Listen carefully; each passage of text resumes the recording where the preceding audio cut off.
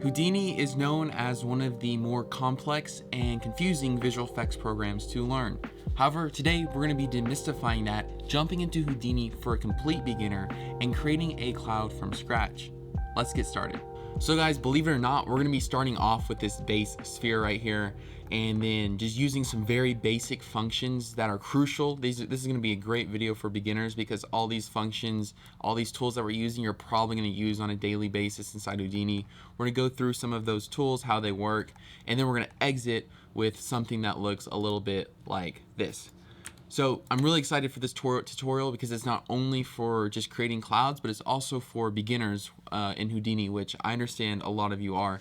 I am myself as well, and this is kind of why I built this system right here.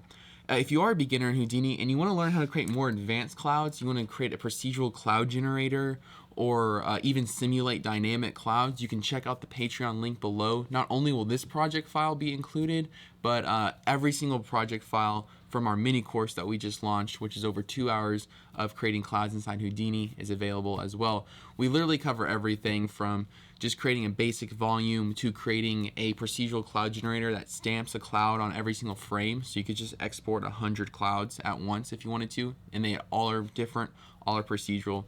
So check that out if you want to learn a little bit more about Houdini, but also about creating clouds inside Houdini. We're launching weekly videos and project files and assets there, and the Patreon is what supports this channel. So thank you guys. Let's get started. So before we jump in, I just want to quickly cover the basic scene and how I kind of set this up. I think it's great to get kind of like a base lighting down when you're working with volumetrics. So I just added 2 lights. I have a distance light on top and distance light on bottom.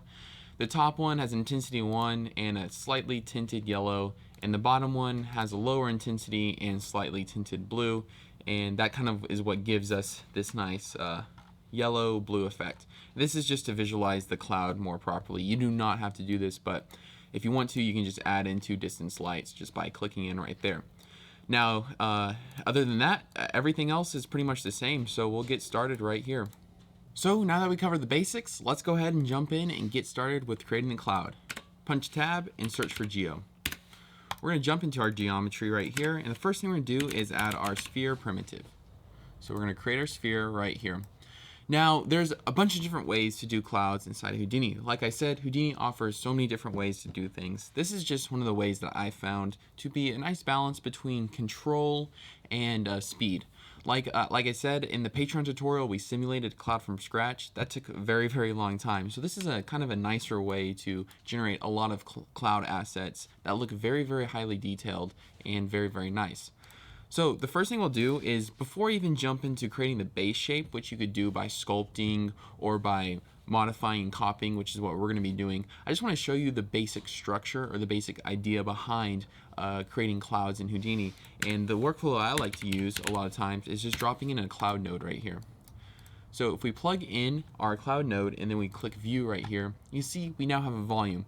Now, this doesn't exactly look super realistic. It's basically just converting our mesh to VDB, and we can increase the resolution either by max access or by size. I like to do by size because it's essentially like working with voxels. So maybe something like 0.008 should be pretty good for now. And you can see our base mesh right there. What I'll do is I'll just give our base mesh a little bit more resolution. This isn't going to necessarily be essential, but it's just going to be nice to start with when we're working with it.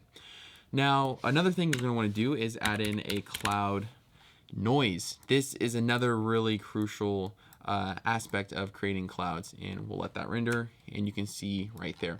Now, this is a sphere, so this is not exactly what we want to be working with. So what we'll do is we'll modify our base shape, but just know this kind of right here. I'm just going to highlight that, drop a little notepad, and then I'm just type, this is our cloud essentially, cloud. And then what I'll do is I'll punch C for color and then just turn that black. And now we have our cloud right here. This is going to be our base shape up here though. So let's talk a little bit about some of the ways that we could do this. The first thing that I'm going to do is drop in a transform node. And this is why I love working in Houdini, because it's like shading. It's all node based, and everything kind of builds off of the past objects. So what I mean by that is we could drop in this transform node and we could uniformly scale it. However, I'm going to go ahead and go to our scale right here and flatten it out. And this is already going to give us a cloud-like shape if I drop that in right there, and then I preview our cloud noise. So with just a few nodes, we're already getting somewhere. However, this is not hyper realistic. So what I like to do is, we'll go ahead and bring this out right here, is I like to do a copy to points. So first thing I'm gonna bring in is a scatter. So let's go ahead and search scatter. And we'll bring that scatter in. Then we'll do a copy to points. And we'll bring the copy to points in. So what we need to do is we need to, first off, this is the target. So that's going to be our scatter and our transform. Now what we're taking the sphere, we're transforming it down, we're scattering some points on it. In this case, we're scattering 1,000, which is not necessary. What we could do also is maybe make this relax iterations, bring that down. It makes it more random, and I like that look. Another thing we could do as well is do an attribute randomize. However, first I'm going to bring in our sphere. So let's create another sphere. Actually, what we'll do is we'll just work off this base sphere just for fun. So if we wanted to change it, we could, but we don't have to. Let's go ahead and bring in a transform node. So this will be a fun little challenge. We'll create our cloud using just this, using just one sphere. I like that. This is fun. This is why I like Houdini. So what we'll do is we'll take this transform node right here. We'll plug that into our copy to points. So we're basically just copying the same size sphere on this right here. So these points right here are taking this sphere right here. Obviously, we need to scale the sphere down and maybe add some randomization to it as well. And now we can see our copy to points with our sphere. Now, this is nice, but the problem with this is, and you can see this right here, is our cloud has no density. This is still a cool look, though. I'm not going to lie. I wasn't expecting to look this nice, but I would like to keep this original shape as well, and that's just going to be done with a merge node. So we'll bring in a merge right here. We'll take our copy to points, and we'll take our transform right there. So now if we take a look at it, we have both of them. And what that's doing is that's scattering on our cloud right there, which this is just our cloud. And then when we add the cloud noise, we get this shape right here. So what I'm going to do now is I'm going to highlight this. I'm going to add a notepad to it. And this is just going to be our base shape. Now the great thing about this whole structure is we'll be able to, what we're going to be able to do is, looking at this right here, once we get our cloud dialed in, we could just change our base shape and get a totally different result, which is what's nice about working with nodes. So now we have our sphere and we're copying our points right there. Let's go ahead, and before we do anything else, I'm kind of want to art direct this cloud a little bit. So let's scale this up a bit. Something I want to do is all these are uniform, which I don't like, so I'm going to bring in an attribute randomize. We'll drop this attribute randomize after our points, and you can see right now it's set to CD, which is color. We're going to set this to P scale.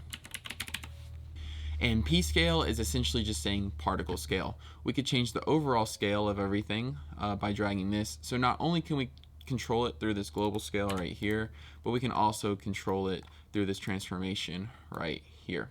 So that kind of gives you an idea of how this works. Whoops. This transformation right here, and let's see that in action. And if I bring this up, you'll see, so we kind of have two different options to control the size and scale. I'm just going to do uniform scale of 1, and then I'll go to our attribute randomize node and bring that global scale down to something more reasonable. We can change the dimensions. I'm not going to mess with any of this. However, you could bring in a ramp, and then you could ramp the distribution of the scaling. So if we wanted more bigger ones and smaller ones, we could ramp that. In this case, though, I don't think it's necessary. So this is basically just breaking up our base shape right here, which what I want to do is go to this base shape, which is this right here. I'm just going to call this our base shape 1. And what we'll do is I'm going to go ahead and just make it a little bit longer. Whoops. try this one right here.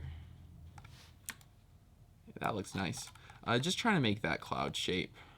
And then now we can see our copy 2 points and our merge. So this looks nice right here. What we could do now, before I continue to add on to that base shape, is let's go ahead and look at our cloud. So the nice thing about this cloud node, instead of just using convert to VDB, is you have some different options. So we have a density multiplier. So we can actually visualize this density using a volume slice, which we'll get into. A problem that we're gonna have to eventually attack, and you'll see that right here if I bring this volume slice. One of the problems we're gonna have to eventually attack is there's no density variation within the cloud. So you can kind of see this right here. You would expect density variation. So that's something we're gonna attack in a little bit. But for now, what I wanna do is I just want to take this cloud node, copy this density multiplier, so I'm gonna left click, and I'm gonna click copy parameter, go to our volume slice, and then I wanna paste relative references right there. So that's giving us a more realistic, or a more unclipped view of our cloud's density. Let's go ahead and go to this cloud again. So something that I love about this is the scatter shapes. So first we could fill source, which is gonna blow up our cloud a bunch. And you can see that right there. I don't necessarily want to do that. We could change this shape size and everything, but for now, what I want to focus on is the secondary shapes. And you can see what that did right there. That added a lot more of these little circles onto our cloud and made it a lot more realistic, especially when we view it in context with the cloud noise right here. So that's always something I like to check. Again, you can go in and dial in all these parameters. For now, I'm pretty happy with it.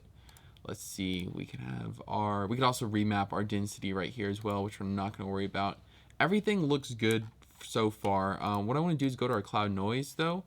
And what I want to do is I want to do an up vector fall off. And this is going to kind of like pull our cloud up a little bit. And it's going to make it look at least a little bit more like it's expanding. That looks pretty good right there. I'm going to go to advection. I'm going to do amplitude of 0.2. That works a little bit. That works well right there. I'm actually going to take this down just a bit. And you can see it's kind of making the noise fall off right there. That might have been too high. Let's do an amplitude of 0.2 on the noise as well. That looks a lot nicer right there. I like that a lot.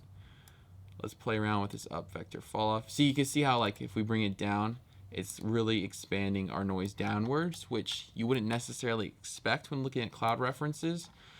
So something high but not too high, where we still have some detail. Yeah, I rather like that right there. That's looking really nice. Let's go back to our cloud right here. What we could do is flatten our cloud as well. So let's flatten it by punching check mark, and let's do the bottom, and we'll bring that. So if we bring that down, you can see it flattened it out right there. That might be too intense. We probably don't want to go that heavy on it. Whatever you feel like fits your scene in your cloud. Actually, it's not too bad. Yeah, that looks nice right there. Now we have our volume slice node. And we can, before we attack this density, I also want to show you another cool trick. And we can bring in a volume visualization node. And this is essentially going to give you a realistic view of the cloud. Kind of like you would expect inside your render engine. So right now our density scale is set to 1. If we set it to 10 to match our other, it's going to give us our default view. However, we could remap our shadow scale if we wanted to. Like I said, instead of going into your render engine and trying to dial in your lighting and everything, this is just a really nice way to kind of just do this all in your viewport and not have to render out, stop, and render out again. So now what we can do is finally tackle this density issue that we have right here. Now, there's many ways you could do this, and the way I prefer is one of the fastest ways, and that is using a volume VOP node. If you don't know what VOP means, it's a vector operator. So we'll punch tab and search volume VOP. Now, the great things about VOPs is you're working very close to the code, so you can make some very you can do things inside of VOPs that you can't do inside of other programs, essentially. And I'll show you what I mean right now. So I'm going to go ahead, and for now, we're just going to visualize only the volume slice, and you'll see why. I'm going to jump into this volume VOP node right here. So what we have right here is we have a bunch of different options right here. I want you to ignore all these. They're not important right now. You only need to pay attention to 2 things, position and density. And then you see we have our output right here. So essentially a VOP is allowing us to visually code in different parameters, different vector operations on our SOP in this case, on our surface object, which in this case is a volume. That's why we used a volume VOP. So what we're going to be doing is we're going to be doing some very basic visual coding and a little bit of basic math principles. Nothing that anyone here can't handle. So there's a few nodes that I want to pull in, and then we'll talk about them. The first one is a compare node. So I'm going to search compare. We'll bring our compare node in right here. Then what I'm going to do is bring in a constant node. Constant node is very simple. It's just a number. And then another one I want to do is bring in a switcher node, which is very powerful. So using these three nodes, we're going to build our basic mathematical equation. What I want to take is our density and map that into input 1. And let's go ahead and map that out right here. Then I'm going to take our switcher right here and I'm going to map it through our switcher. So basically what we're going to do here is do a greater than. So if our density is greater than 0.05, something like that's good, we'll have a constant of 1. So there we go. So if it's greater than, then we want to switch to input 2. And in this case, you can see right there, we have our base density. But I want to break this density up. And a great way to break something up procedurally inside of Houdini is noise. So I'm going to bring in some AA noise. And this is just anti-alias noise. It's very fast and it's very easy to work with. Take our position. Remember, we only need to worry about these two right now. Take our position, map it into position right there. Then we're going to map this noise into input 2. Now, this doesn't look right, and part of the reason it doesn't look right is because we need to fit this noise. So let's pull in a fit node right here. We'll fit range. And we'll do a source min of 0.5 and a source max of negative. Actually, we'll do source max of 0.5 and a source min of negative 0.5. Okay, real quick, we're still not there yet. Something that we have is we have a destination min and destination max. So you can see if I crank our max up, we get a different noise value. Right now it's set at 1 for default. Punch U to jump up.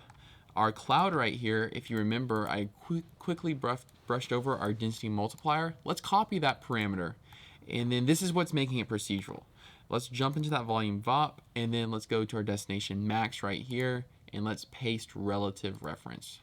Now, if we go up and we change our cloud density for some reason, we'll go to our cloud. Let's say we wanted to change our density to 5. Everything else will update, and you'll see it accordingly in your screen. I'm going to go back to 10 though, because 10 is fine to work with. Jump back into our volume VOP. We basically have our equation and everything set up. Something that you might not want is holes in your cloud. So if you crank up your destination min, that might get rid of them. In this case, I think this hole is on the geometric level, so we won't be able to get rid of that, but that's fine. What I'll do is I'll crank up our frequency just a little bit, and this is essentially scaling our noise. Something like that looks nice. Amplitude, you can think of this as contrast, so 2 right there. There we go. So we cut a hole right there. Let's see if we can fix that.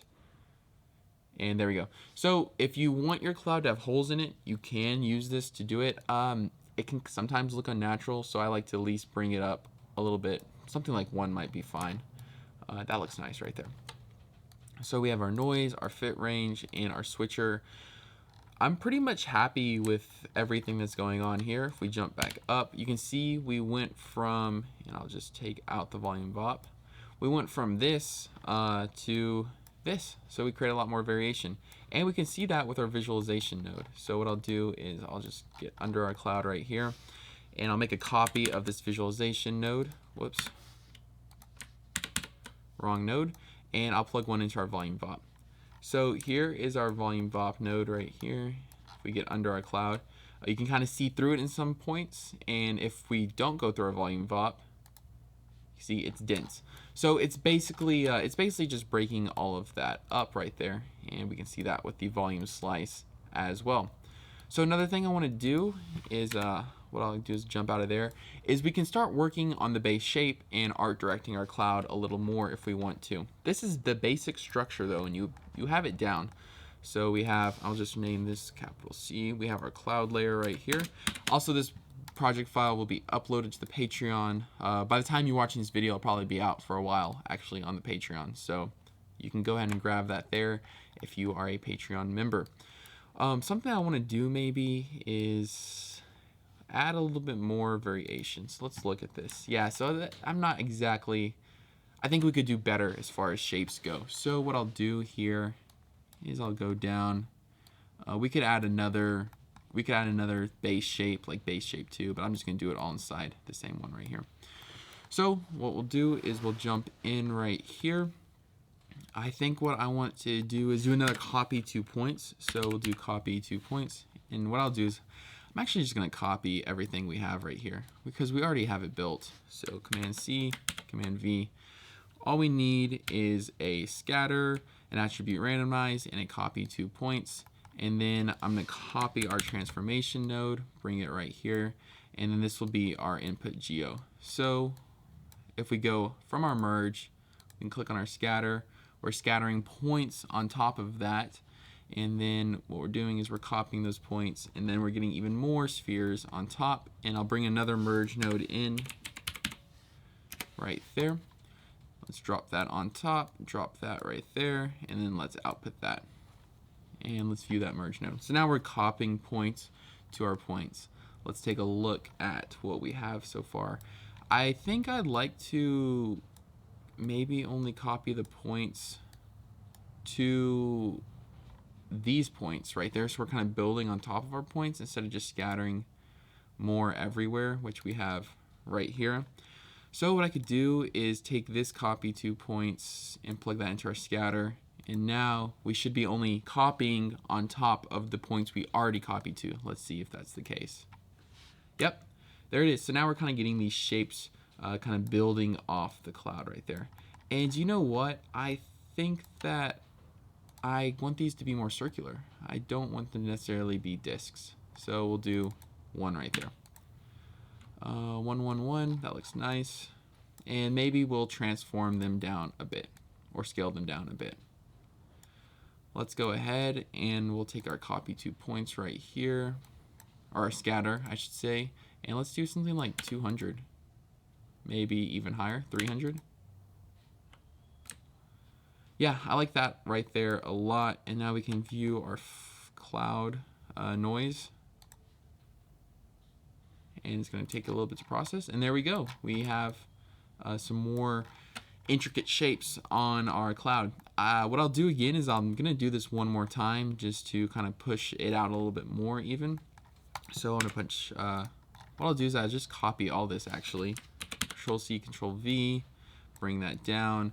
We'll keep that same transformation node, except we're not going to scatter on that copy. We're going to scatter on this copy. So now we should be copying, we should be scattering on our copy of our copy to the copy.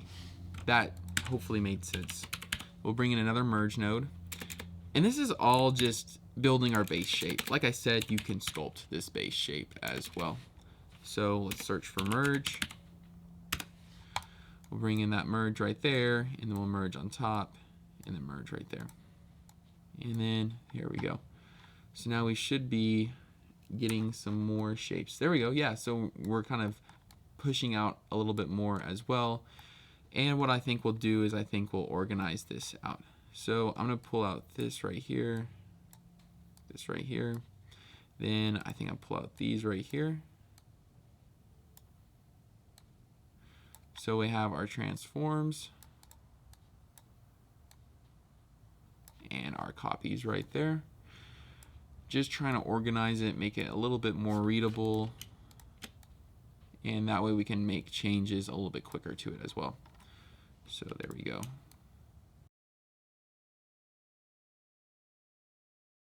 Okay, so I organized it a little bit better. You can see our copy 2 points is over here and our levels over here. So we can just quickly go through. This is our level 1.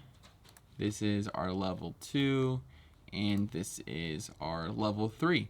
If we wanted to, I'm going to pull this base shape out actually. I'm going to keep that as our base shape. we could go in and we could modify our base shape. There we go. And we could see this is procedural, so in theory we can click on our volume VOP and it's going to cook it. And there we go. We have a whole different cloud right there, just from quickly changing one parameter. In the Patreon course, I do this a little bit differently. I do it a lot faster because we're working on creating like hundreds of clouds at a time. So I do a little bit of a different function here. But what I essentially do is we go in and we build out seeds and ranges for all these parameters, and then it randomizes them based on the frame. So this is pretty much it. What we can do is, if you want to, I'm going to change this base shape back down to something reasonable. We'll do 1 right there. That looks nice. We can kind of play around with it. Let's just view it. I'll crush this back down to 0.3. There we go. And then maybe I'll take this down as well, just to squish it a bit. That looks nice. Now we can view our volume VOP. And I'm going to pull these out because these are just for visualizations. So yeah, that looks like a nice cloud right there. Let's say we wanted to save that. First, if we wanted to, I would go into our volume, maybe take up our div size, so 0.001. This will take a few seconds to cook. There we go. You can see it's moving through everything.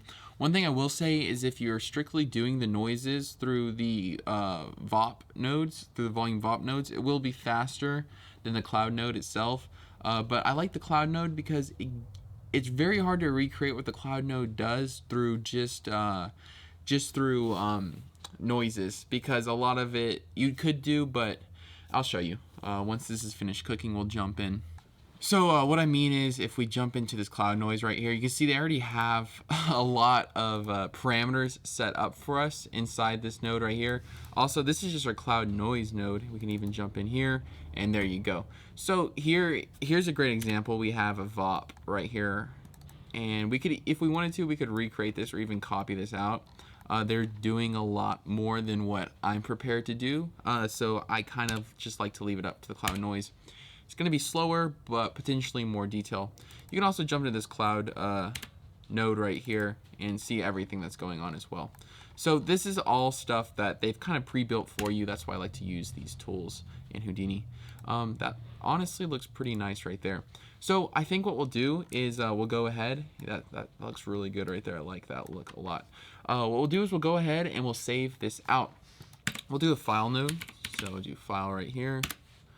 And then what we'll do is, instead of read files, we want to write files, and then we'll choose a path. Make sure you name it VDB, voxel database, because, oh, not capital though. Because if you don't name it .vbd, it's just going to write a file with no extension, which is problematic, and you won't be able to read it. So that's pretty much it, guys. Thank you so much for watching. I hope you enjoyed. Like I said, in the Patreon course, we cover a lot more in depth this whole process, but I feel like for beginners, this is a really fun, easy thing to do inside of Houdini. This is how I got started using Houdini. So creating clouds is fun, it's easy, and it gets you started on the principles, and you feel accomplished at the end of the day because you actually went into Houdini and created something that looks good, which is no small task. So guys, thank you for watching. If you made it this far, you probably like the videos, so you might as well subscribe. We are releasing videos on this channel weekly and exclusive videos on the Patreon weekly as well. Also, you can follow me on Instagram and send me messages. If you created something, go ahead and tag me. That's really cool, and I'll repost it. So guys, thank you so much. I hope you enjoy this lesson, and I hope you go create some awesome clouds. Peace out.